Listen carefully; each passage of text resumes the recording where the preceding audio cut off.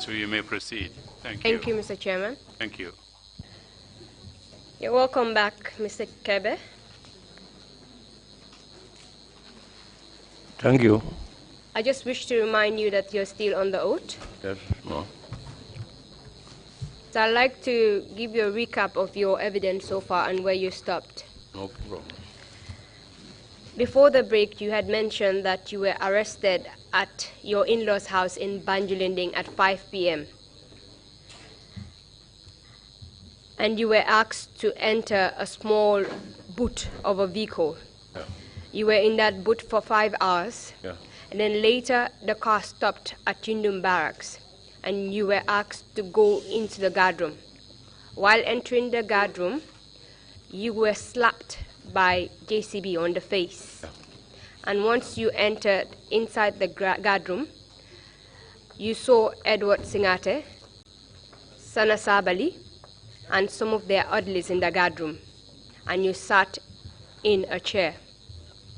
When you entered the guard room, Edward called you the army commander, and he said you were the one that called the signal room, which you denied. And while you were having a conversation with Sana Sabali about that issue, Edward Singate shot you on the leg. The bullet passed through your left thigh into your right leg. And while you were bleeding, Sana called for medic, and you were taken to the clinic. And at the clinic, they tried to stop the bleeding by stuffing cotton in the wound. That's where you stopped with your evidence.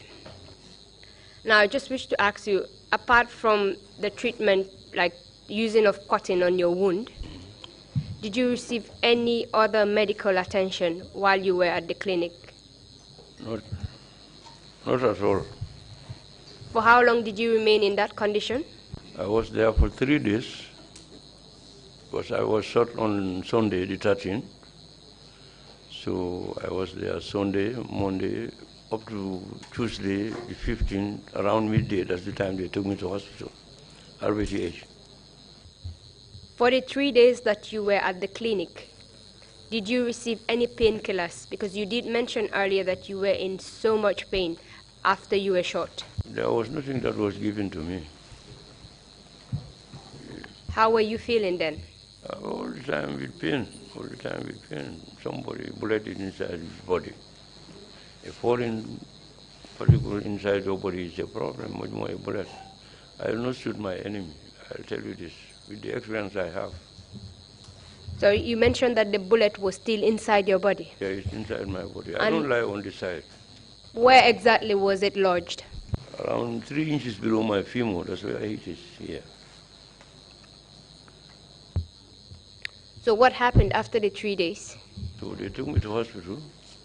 Hospital was that? According to the medical officer, Lysar, since the time they shot my leg that Sunday, I don't know who informed the army commander then by the name Babukar Jata. So Babukar was calling at the clinic there. Sorry, Mr. Keve, I can barely hear you. Can you please move the microphone close to you so that... Okay. Are you hearing me now? Yes, that's... Okay. So during that period, according to the medic, he was speaking with the army commander pertaining to my affairs, because I don't know how the army commander came to know that I was shot. Then he called Lysar, or Lysar called him, the medical officer, and tell him that I am called by Sana at the guard room, but I met the shot couple Kebe. He said, which couple Kebe are you referring to? He said, couple Alaji Kebe. He said, no, check, the one they shot, according to Sir. So he said, I'm living with Kebe, so it's Kebe that they shot. You see? So that's the time he said, how is Kebe condition? How is his condition? He said, his condition is very serious, but he's trying to manage with things.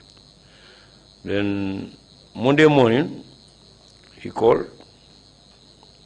By the time Lysar was in, it was the medical assistant who spent the night with me there, who took the phone and said, after he told me, this is the army commander who was calling, and he was asking for Lysar.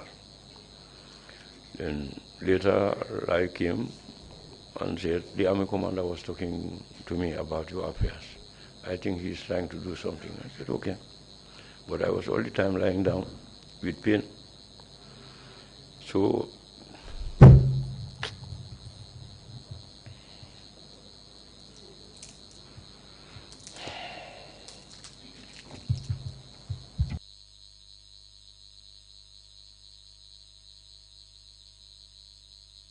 that's the time he told me, on Tuesday morning, he said, he came to me and said, I was called by the army commander. He said, let me take you to the hospital. I said, okay, no problem.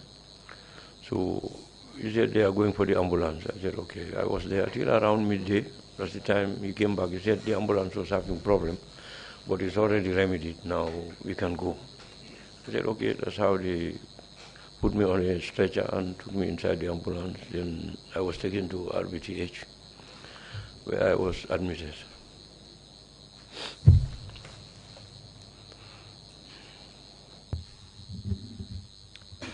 For how long were you admitted at RBTH? I was there, I think, from that November, December, January, February. A little after when I heard that this man was arrested, Sana Sabari, a little after that time, that's the time one fine day Raisar came and said that I was discharged by the hospital. Anyway, I said, okay. He said, but I'm taking you to the clinic. I said, okay, it's fine. So they took me to barracks at the clinic there, where I spent a little time. One fine day, the military police came there. They said, I'm going on orders to the CO of one battalion, who was Vincent Jata, the late at the time. While you were admitted at RBTH, Yeah. did your family know your whereabouts then? Yeah, the first day it was a big problem because my wife came, they said they don't allow her to come in. My mother, the same thing.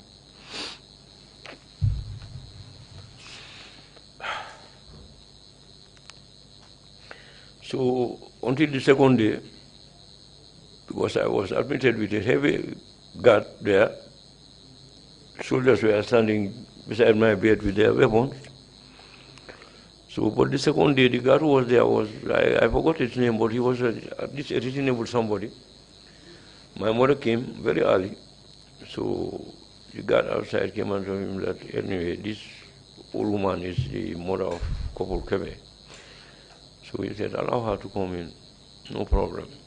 I said, I even told him that, hope you will not have problem. He said, sir, no problem, feel free.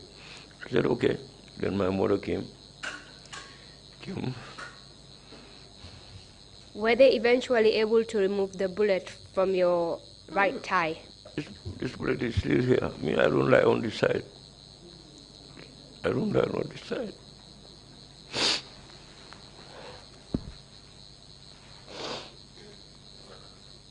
"25 years after that incident, the bullet is still in your right thigh. Yeah, it's still here.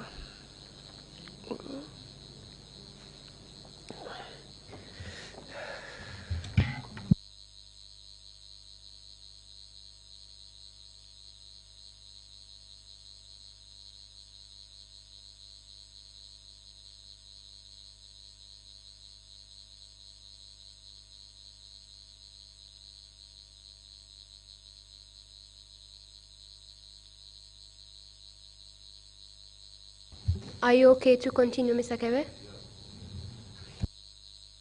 So apart from your family members, did any other army officer visit you while you were admitted at RBT? Can you please turn on the mic? It's off.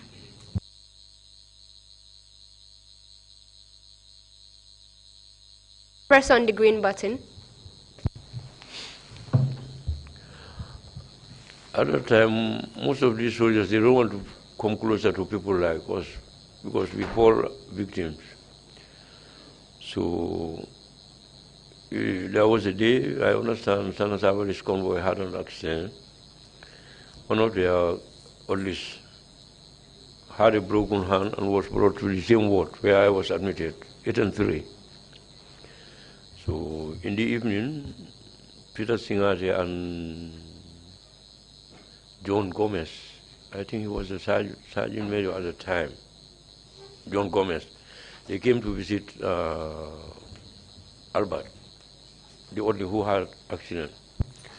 So they learned that I was admitted in the same ward at the corner. So Peter came up to the side of my bed. As a junior officer to him, I still know Peter as far as service is concerned. Peter came to the army around 93, you see? So I just raised my hand to show respect on him, but he was not satisfied. He said, Kopul Kibe, you are lying down here. I said, yes. He said, this is too small for you. We would have killed you. I just look at him and keep quiet. That's how he turned his back and go. Around that, no officer ventured to come and visit me. Can you recall how many men were admitted at the hospital, the ones that had an accident? Okay, no, it was only Albert that I know at the time.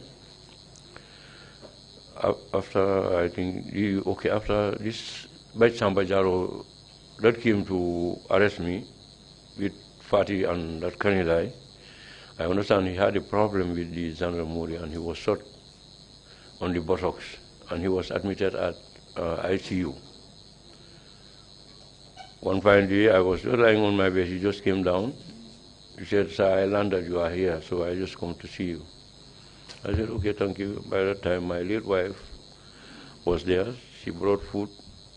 I asked her to dish out food so that we can eat together. We eat together, then we go back to his ward. Just to be clear here, who are you referring to? The one that was shot? Pati or Kanilai? No, Bach Samba Jaro. Bach Samba. Jaro. Thank you. So how long was it while you were admitted? You said you were admitted 3 days after you were shot at RBT. Yeah. How long was it before Sanas Audley was admitted at the same hospital? No, I cannot remember definitely the period, but it's not quite long. Because I understand their convoy had an accident at around Tabokoto, I don't know, Abokoyan. So Albert was a guy I know, so he was admitted in the same ward with me, with a broken hand. He's late now too. You also mentioned that you were discharged and then sent to Yundum Barracks for orders. Yeah. Can you tell us about that? Yes, I was sent for orders in the CO's office, who was Vincent Jata at the time, the late. He was the commanding officer of 1 battalion. So he read my orders in front of RSM Sanyang, this Babukar Sanyang. And he said they are charging me for participating in that 11 November incident. I said no. I've never participated in anything. I don't even know about this 11 November incident. So that's the time Sanyang was called. He said, I went to him. What he said that day and what he said here is two different things. He, Sanyang, said, I went to him and said, my boss, Lieutenant Jaju, asked me to go to him for him to brief me. And who was your own boss at that time? It's Lieutenant Dabo, who was overseeing Quartermaster's office, not Lieutenant Jaju. Lieutenant Jaju was an engineer. So he said he doesn't know what to tell me. I started telling him that we are going after this council, Edward Singate, you name it. Which was not true. Me, I've never sit with any council member for them to promise me anything. After the 22nd July, all soldiers know that that coup was planned within a company, that is Eco Company. I was not belong to that company. I've never attended meetings, I've never sit with any council member for them to promise me anything. How will I know that those people, they promised these people? for me to go on, to be going after them. You see? So it was just a bunch of false allegations against me and nothing else. You see? So that's what he said in front of the late Vincent Jata. So Vincent Jata said, what you said, Kebe? I said, that is not true, sir. He said, then I refer you to Army Commander's orders. I said, okay, thank you very much. So that's the time. They asked me to fall out. When I was going with my crutches, I met in the door, at the door, sorry, these military police officers. They said, Couple Kebe. I said, yes. I said, you are going to mile 2. I said, no problem. That's how they took me to the guard room, put me inside the cell, let me sit there. They go and prepare their vehicle, come. That's how they bring me to mile 2. You mentioned that the bullet was still lodged in your thigh. Up till now. How were your injuries then at that time?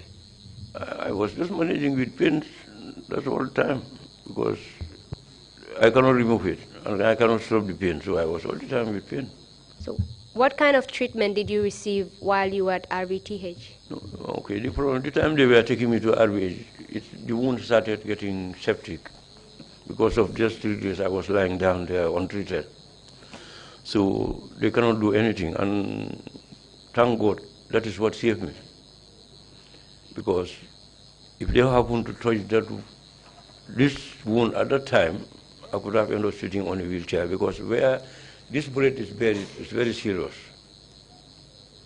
So, but because of the wound started changing, they decided to dress the wound until it healed up, then they look what to do further.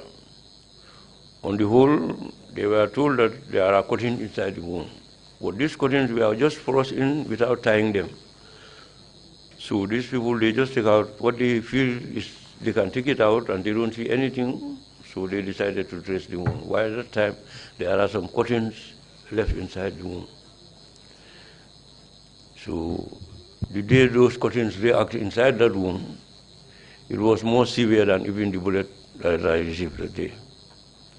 The whole night I could not sleep. I was crying throughout. The doctor on call was Dr. Jan, the one at this place, Afrimed now. He was called. He came to my bed around 6:30 to 7.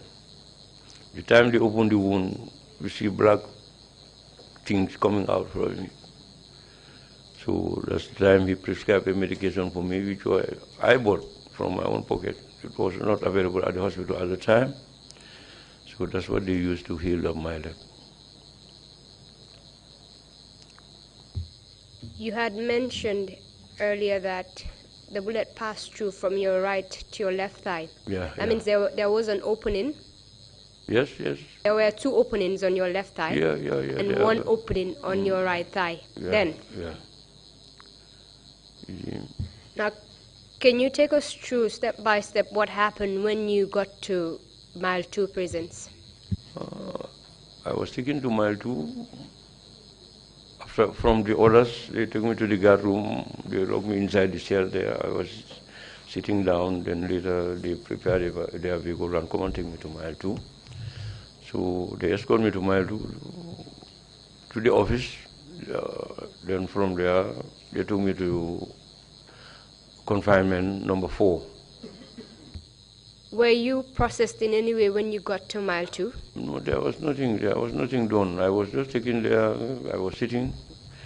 Just a little, they said, yes, we can go. That's how they escorted me with some prison police. So we went inside the confinement. They put me on cell number 2.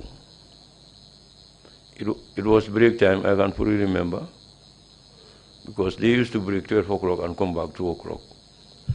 So I met, the place was so quiet on the whole, all the officers were in. So I was locked in cell number 2.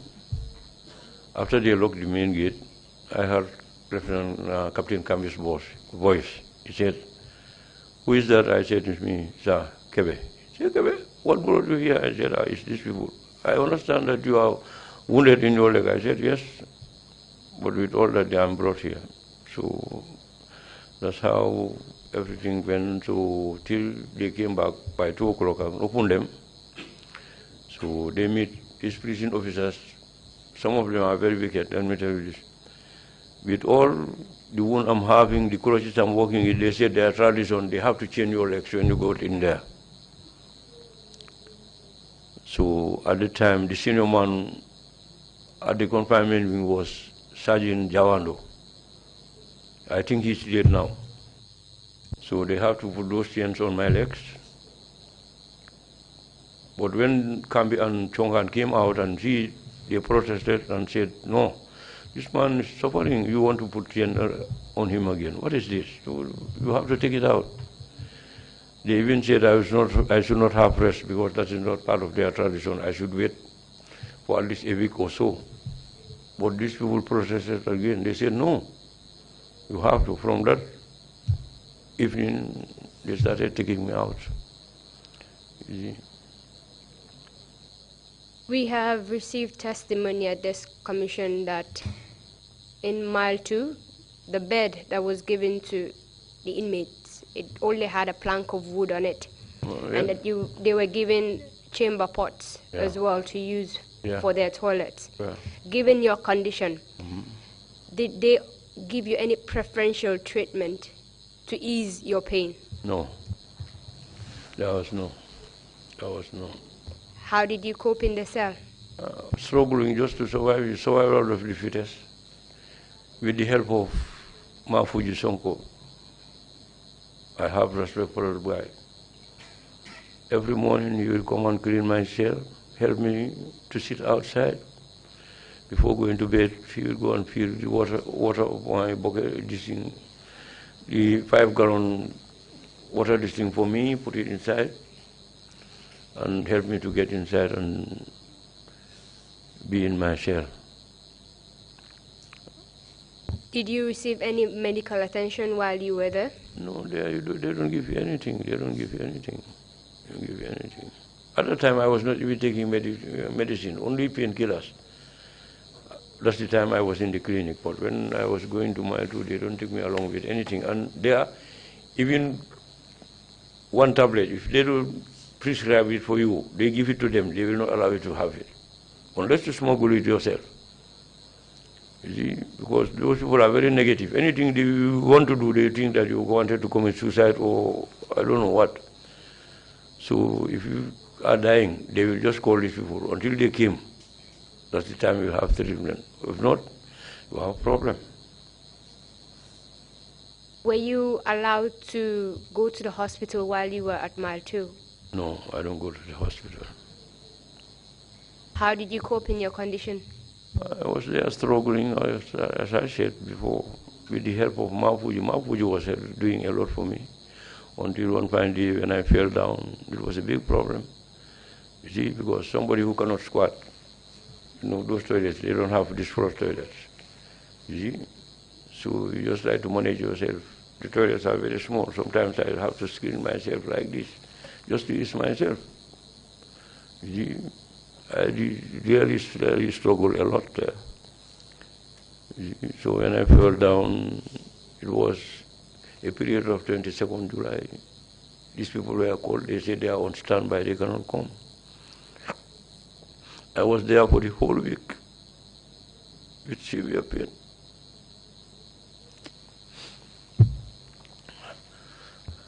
When you fell down, did it affect your injuries? Of course, yes. My leg had a problem again. You know, this leg, the day the bullet enters this place, there was no bone that was left. It broke all the bones. So it's only callus that is holding this leg. I cannot move it properly. Up to today, let me tell you this. There are certain movements, if I did it, ask my family, I have to sit for some time before being able to walk. So I fell down there, it had a problem again. I was there, they called us there on 22nd July celebration. For a week, I was with that there. We even appealed to them for Major Njai Pacha to come and assist me. They accepted less than 5 minutes, they said no. They think that if I'm with Major Njai in one cell, something might happen. What is going to happen? Somebody whose legs are not good. Those people are wicked.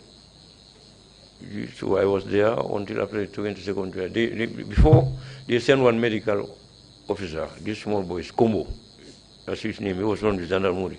I don't know his full name, but they used to call him locally Kombo. So he came, he saw how my leg was. He said, "Sir, me, I'm not going to touch this." That's what he told me. I'm not going to touch this. I'll let me go and report back to Lysar. And that's how he went. Even paracetamol, he did not give it to me. So he went back and explained to Lysar according to him what he told me. Then after the celebration, they sent that coolie. He came with the ambulance and they took me back to RBTH. It was a problem when the doctors saw me in that condition. Which Koli are you referring to? I think Islamin Koli, the one who testified the last time I was saying that he was assisting me the time I was shot. That will be your second time going to the RBTH? Yeah, that's the second time. What happened when you got there? So when I got there, it was a problem. There was a surgeon there by the name Dr. Marcin. He was a German. They discharged me the time I was going first. They even escorted me. My wife was there. This guy sitting here, she was the one who packed all my things and take them back home. So I was walking on crutches. I wasn't that much well, but I can move with crutches. So when they saw me, I cannot walk. Dr. Martin said, "What the hell is happening? See, this man was here walking with crutches. Now he's here, he cannot walk. Now you must have to explain what is wrong with this man." So that's where the problem comes. He said he's not going to admit me unless they explain to him why I came with that condition. Well, maybe they were suspecting that there is foul play in there or not. Okay, that's the time they called the army headquarters. So this man was called Dennis Coker, who was the TRRC of the army commander at the time. He's in the US now. He was a major at the time, major or captain, if I can fully remember. Then when he came, we explained everything, the scenario to him. He said to the doctors, Dr. Marcin, that this man lying down here is my brother. Though I seniored him in the army, both service and rank, but he's older than me. 1, 2, he was my technician. All my furniture was made by this man. He is more a brother to me than a colleague and than a working colleague. So what you people are asking, the people who are to explain that to you, they will never come here. So it's best we see the interest of the person that is lying down here with pain and readmit him. That's how they come to conclusion. They decided to admit me. Then I was there for a period. They come and discharge me again and take me to Mile 2. Can you recall when you went back to RBTH?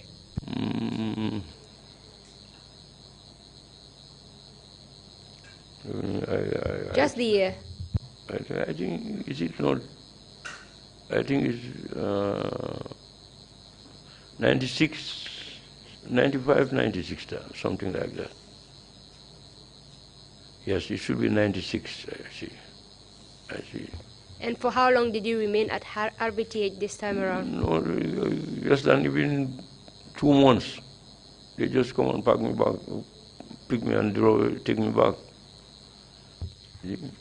At this point, were you charged for any offense? No, the time they took me to serious orders, I was referred to Army Commander. One fine day, before having that problem, I was taken to Army Headquarters for orders. Me, Captain Kambi, I think Pastor Rajan Press, the former IG. Yes, I forgot the fourth person. Anyway, so when we went there, the Army commanders read our charge sheet. He said, "We are not guilty." He said, "Okay, I refer you to court martial." I said, "Fine." Then we went back to Mile 2. Within that period, I have problem. That's the time they readmit me again. So there was no court martial that took place. At this point, did you have access to any lawyers? No. So what happened after you were discharged? So I was there till one fine day. Before I was discharged, there was one raid at the Mile 2 prisons. It was a joint raid. That's how I was informed. Anyway, they said there's a joint raid because there are problems inside the main yard that they want to settle. So it was combined forces, this paramilitary, military, and the police. So when they came, during the raid, they were firing tear gas inside the main camp, the main yard. So, you know, the smoke is the air that brought it inside the confinement area. So people who have legs, they just broke their cells and come out in the open. Me, I don't have. I cannot break my door, so I was there. I inhaled 2 minutes of the gas. I fainted for 4 hours. I was lying down. During the raid, they happened to shot 2 inmates there. The late Lamindawa, who was executed among those 9 people, plus 1 Senegalese, Nyas. He was shot on the thigh too. So Lamin have this thing on the stomach. So one officer see me lying down, motionless. This man close to walk.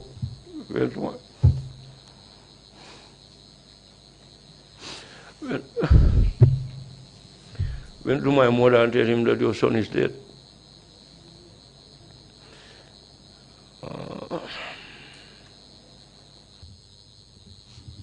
I stayed for almost 1 year without seeing any of my family before they leave me.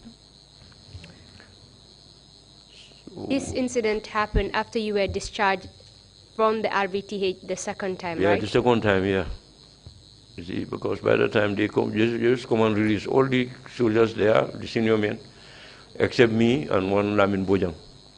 So I was there. So that's the time this raid happened. So that happened to me. I fainted for 4 hours, so they come and inform my mom that I was dead. Later, I managed to smuggle 1 note and give it to 1 officer to bring it to my mother. So it was a problem. My brother was explaining to me. The time this man said, "It's your son who sent me to you." My mother just grabbed him. "You killed my son today, you are telling me it's my son who sent him." So it's the boys who check, look at the note and tell mom that, yes, this is Alaji's writing. That's what made him to come. So, after that incident and after your family received news that you were still alive, yeah. Did they have access to you while you were in prison? No. After my readmission, that reading, from that time up to the time of my release, there was no visitor for me, no provision, no nothing. I was just there. You mentioned that you were never charged with any offense and you didn't have access to a lawyer. No. Were you still considered as an active member of the Gambian National Army then? Well, to my observation, yes, because I was detained I had this problem in 1994, November.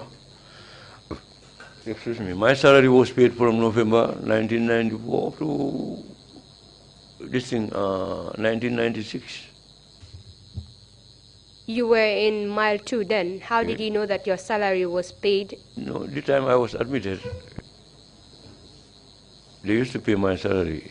And my second wife used to go and collect this from my bank and bring it to the hospital.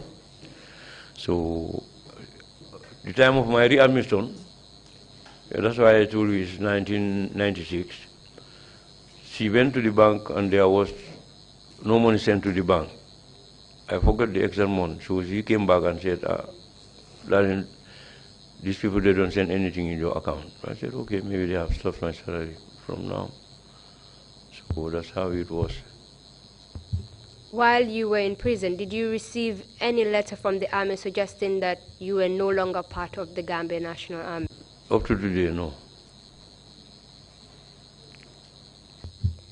For how long were you in Mile 2? 4 good years, with the intervals of admitting and going to teaching. Yeah. During that 4 years, you've already told us about 2 incidents where you were admitted at RVTH. Yeah. How many times were you at the hospital? I'm not getting you. How many times? During those 4 years, yes. You've already mentioned 2 incidents wherein you were admitted at RVTH. Yes. During those 4 years, apart from those 2 incidents, were you admitted again at RVTH No. for your injuries? I was not. During the 4 years you were in Mile 2, did your injuries get any better? No, it was still the same. It was still the same. There was nothing that was done. You see, only the wound got healed, but the leg wasn't this thing. Wasn't strong for me to do anything with it. I was just moving out with crutches. Until the time I was released, I was on crutches. Did you sustain any other injuries as a result of being incarcerated in that condition? Not actually, only the torture, mental torture, because somebody in that 1 meter 50 by 2 meter 50 alone, with all the problems that you are having, the food is not good, nobody cares about you. Can you tell us what eventually led to your release? Not to my knowledge. It was just one fine day, a day I will never forget. On the 1st of October, 1998, I was there in the morning. It's just God, Allah, who makes me to react that morning. I was very calm, because I wake up in the morning, the in-charge came, who was Thomas at the time. He was responsible of confinement. After 1 year plus, I don't see my family. I don't know, only the notes that I'm smuggling. Other than that, nobody comes to me. So, my father died in 1995. Up to today, I don't see the dead body. So,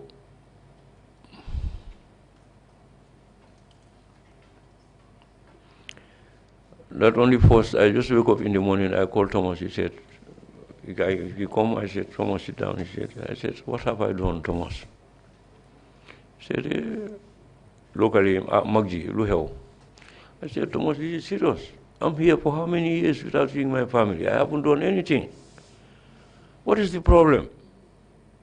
He said, sir, definitely we are sorry about this condition. Me, if I see you, I always feel ashamed. Can you please give us the first name of Thomas? Yeah.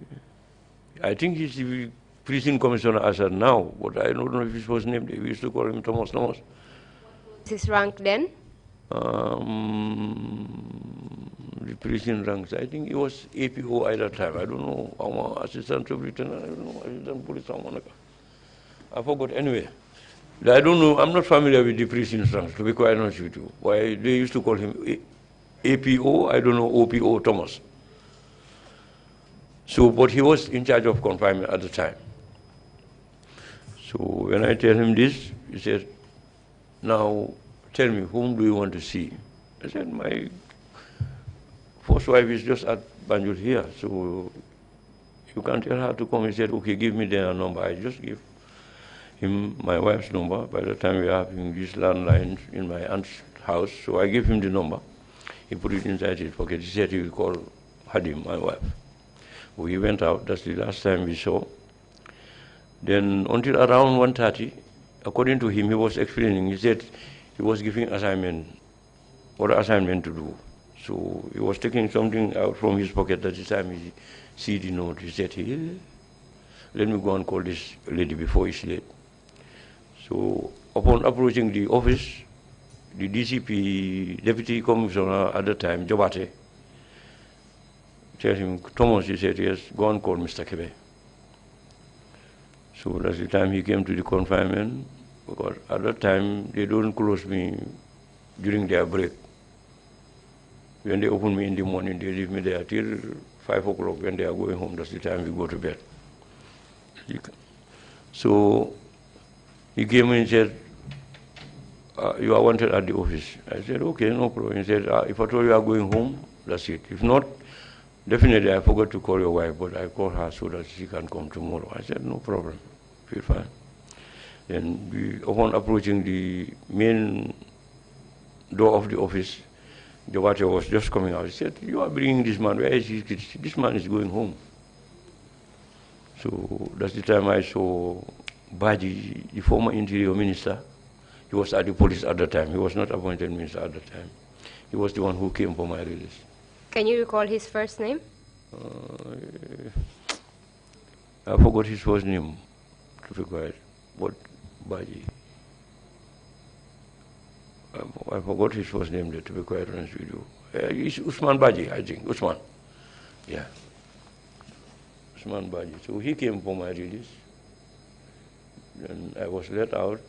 Then we both let the police pick up that he came with up to the army headquarters. He handed me over to the army command. Sir Kebe, can you please speak into the mic? Your voice is fading. Sorry. Thank you. So I said, that's Mr. Baji who come and pick me. He came for my release. So we went to the army headquarters, me and him. So he handed me over to the army commander at that time, who was Samsudin Sar. So he told me that anyway, you are given amnesty by the head of state, total amnesty. He said that all your benefits will be paid to you. So we cracked some jokes there, give me some piece of advice, then tell me you can go home. When we are ready, we'll get back to you. I said, okay. That's how I went, meet the family. In my absence, I took a taxi from, how to call it again, Marina Parade to Grosla, because I was completely lost. So even to recognize our compound was a problem.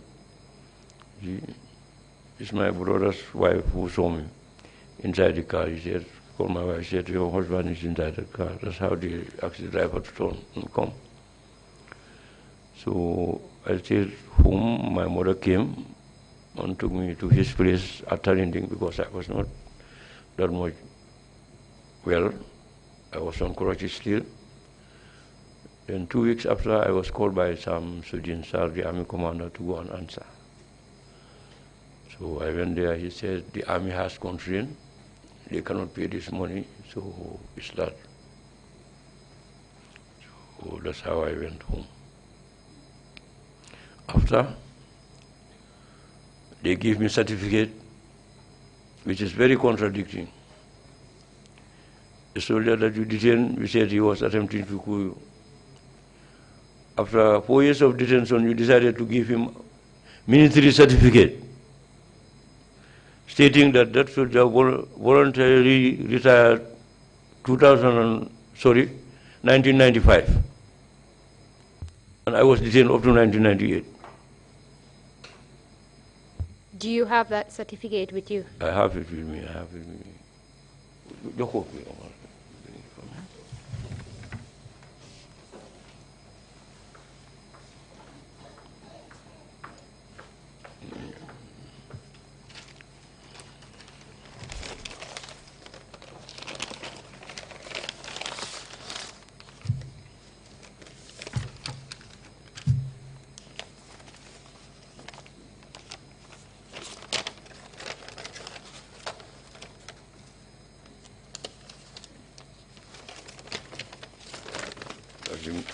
That's the military certificate they give me and the testimony.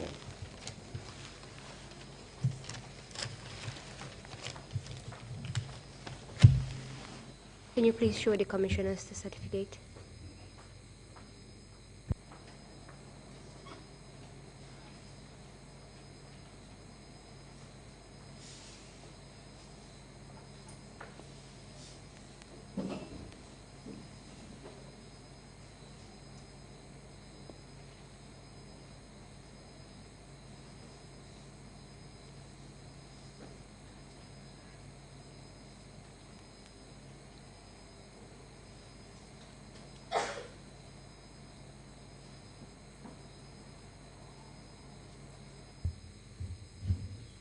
Mr. Chairman, with your permission, I'd like to exhibit the said certificate.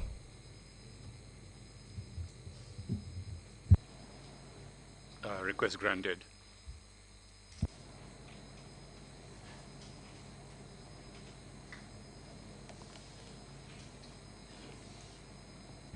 I'll provide the exhibit number later on. So we'll just have the commissioners look at it, then we'll provide it in the afternoon, the exhibit number, just to be sure of the number. Fine, that's all right with us. Thank you.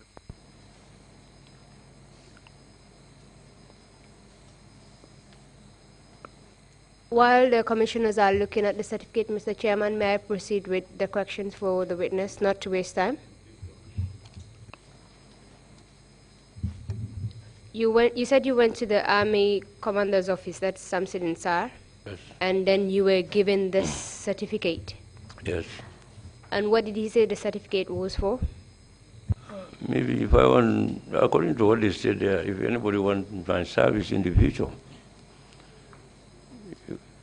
they can carry on, no problem. Were you given any form of compensation or whatsoever, since they mentioned that they could not pay you your gratuities? After this certificate they gave me, they asked me to go and collect my gratuity, that is the stated 5-6 years period that they said I had voluntarily retired. So I went to the TRRC, they gave me $7,000, which was not even paid to me. It was sent to my bank. On the whole, that account wasn't closed the time they stopped my salary. So these people, they took their ledger fees out of it. I went home with $3,000 some few dollars.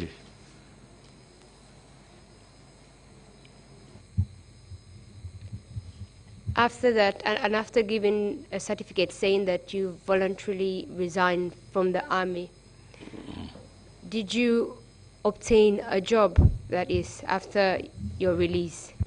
Yes, as an elderly somebody want to the breadwinner of my family, I cannot sit like that. I seated for just a little period simply because I was having serious pain on my leg, and the leg wasn't strong enough for me to lift the crutches, and I cannot walk with crutches. So after that period, I worked with seafood company. Life is complex at the bridge there, as their chief security. So my boss there, who was a female white man by the name Anika, she even tried one time to assist me to go abroad for the treatment.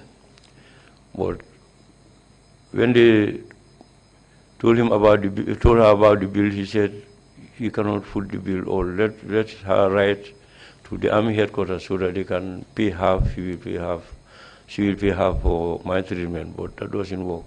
We wrote to them, they don't respond. I went to the Human Rights Office. I met Emmanuel Juf, I think, who was the lawyer at the time there. I showed him all my documents. By the time I was having everything with me, my pay slips, the time they stopped my salary, my certificates, the extras and everything were intact at the time.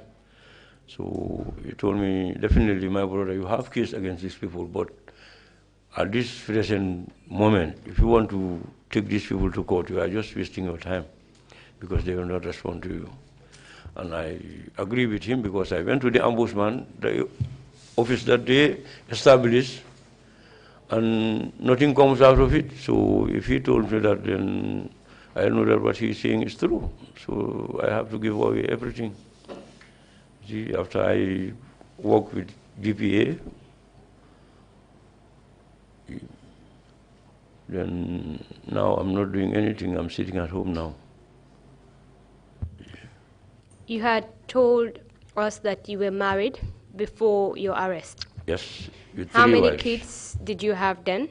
I have 5 boys, 4 girls. Had 9 children. Yeah.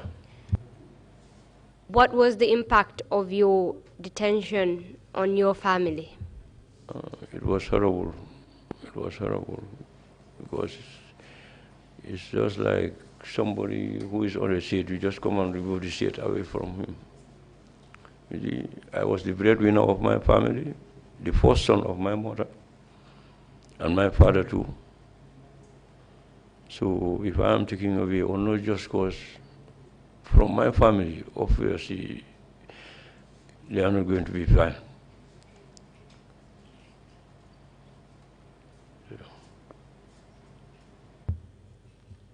Mr. Chairman, that will be all from me for the witness. If the commissioners have questions for the witness, this will be a good time for it. Thank you. Thank you very much, Counsel. And thank you very much, Mr. Kebe, for your testimony. Thank you, sir. Commissioner Sama, do you have any questions? Bishop, you have the floor, please. Thank you, Chairman. Mr. Alaji Kebe. Yes, sir. I'm so sorry for the ordeal that you went through during those past years. Thank you. It's pathetic. Now,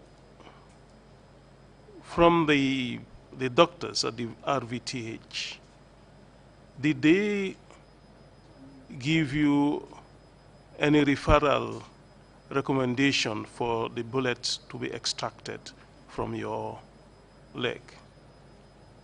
Yes, I was boarded at the RBTH. I had a medical board there, which they recommend that I should go for overseas treatment.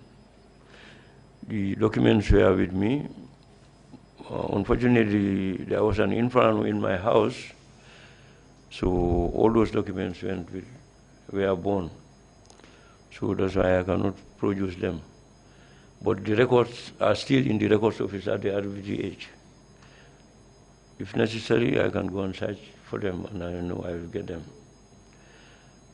Even this military certificate, I just went to my former boss at the GPA and explained my problem to him that I'm coming to meet you guys, and my certificate was born. So he said, I'll go to the records office and try and get you one.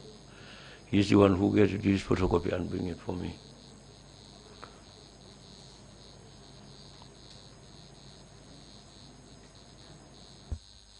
Thank you very much, Commissioner Jones. You have the floor. Mr. Kebe, for the purpose of the committees within the commission, I'd just like to ask a few follow-up questions regarding your children. No problem. You had 9 children. Yes. Were all 9 children school-going children as at that time? Yes, of course. Only the last one, which I named him after a friend of mine. We bear the same name, Alaji Kamara.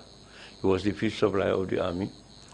So I named him after my last child, who was 6 months old the time I was having this problem.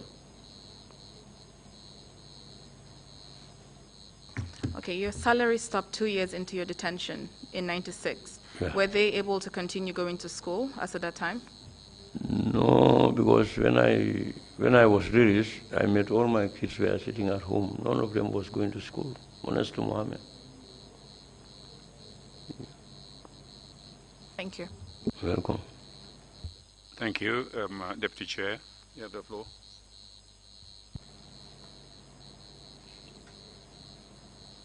Thank you, Mr. Kebe. Welcome. I have 2 questions. One is family related, and the other one is in terms of your retirement. Yeah. The first one, when they told your mother that you had died, did your wives have to go into mourning? No, not actually, because my mother did not even relay that message to my wife.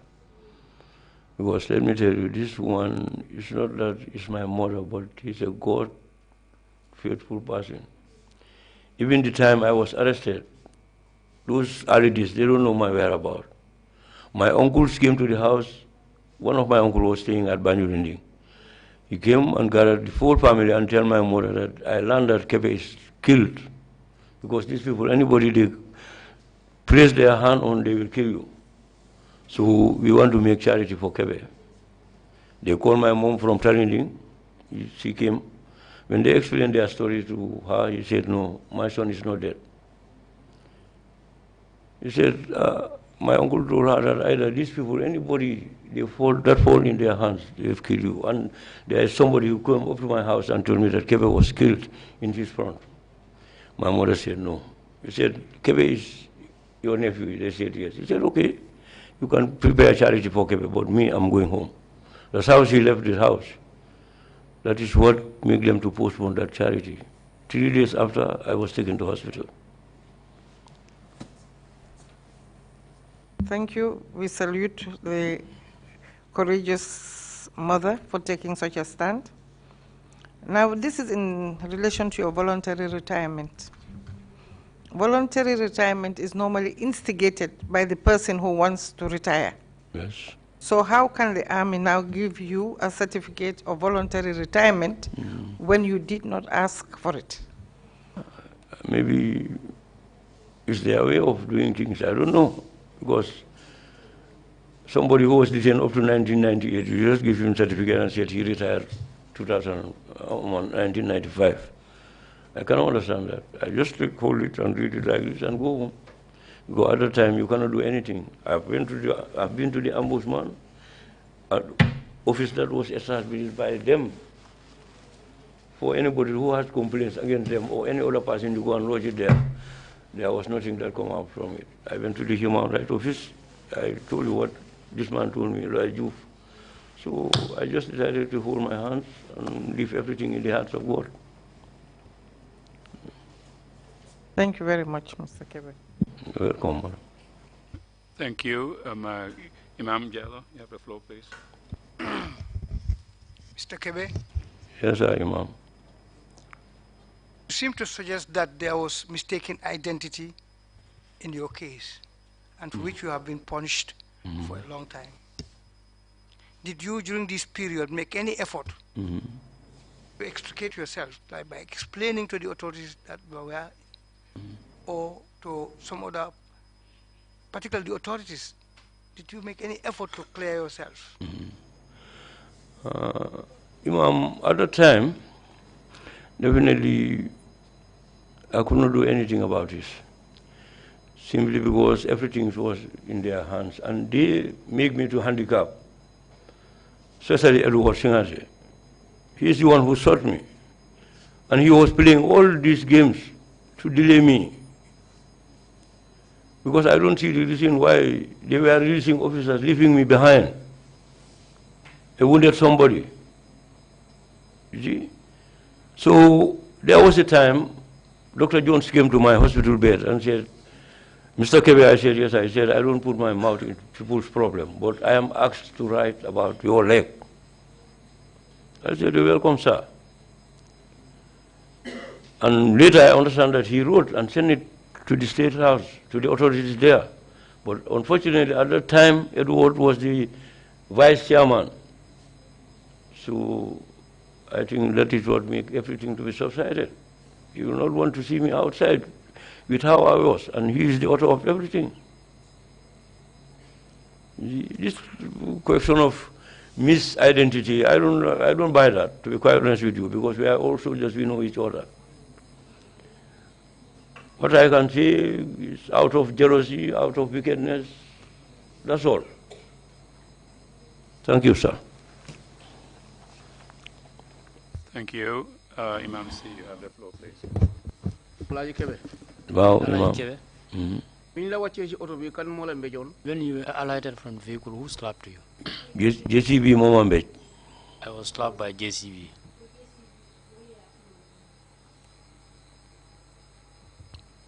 Thank you. There are no other. Oh, Commissioner Carr, you have the floor, please. Thank you, Chairman. Commissioner Carr, I have two questions. The first is, were you allowed family visits in prison? Yes. Initially I was, but after they stopped everything. Thank you. The second question is, you said the condition of the food wasn't good. I'd like to have more explanation on that, please. Thanks. Well, the previous people that testify here about Mile 2 have said it all.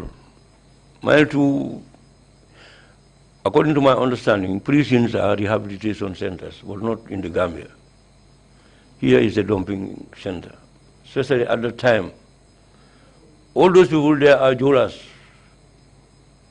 They all claim to be relative of Yahya Jammeh. The moment you enter there, they see you as an enemy to Yahya Jammeh. So not a single favor they will do it for you. It's only one person who was trying his best for us, who is Ablai Bojang. And I understand that that boy was more related to Yahya Jammeh than any other person there. To be quite honest with you, even during the time of Ramadan, that boy will venture to stay with us there up to 11 o'clock and then go home. But not like other people. We were tortured mentally, physically, everything. You cannot understand. You see, that place is not good. It's not good, to be quite honest with you. Thank you very much, Mr. Kebe. The ordeal you endured is quite extraordinary.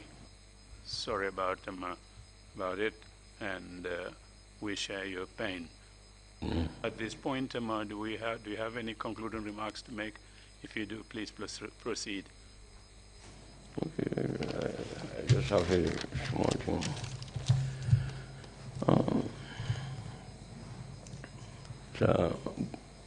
Good afternoon to everybody here, from Mr. Chairman to all here today. I thank the TRRC for the job well done, and I am sending my very sorrowful for the dead and the wounded people. And I am asking all Gambians to respect the rule of law. I thank you all. May Allah subhanahu wa ta'ala bless all of us. Amen. Thank you, sir. Thank you very much indeed, and thanks again for coming to testify before the Commission. Council, do we have a witness lined up for the afternoon? Yes, Mr. Chairman, we do, and we're ready to proceed at 2:30 today. Thank you. Splendid. So the meeting would stand adjourned.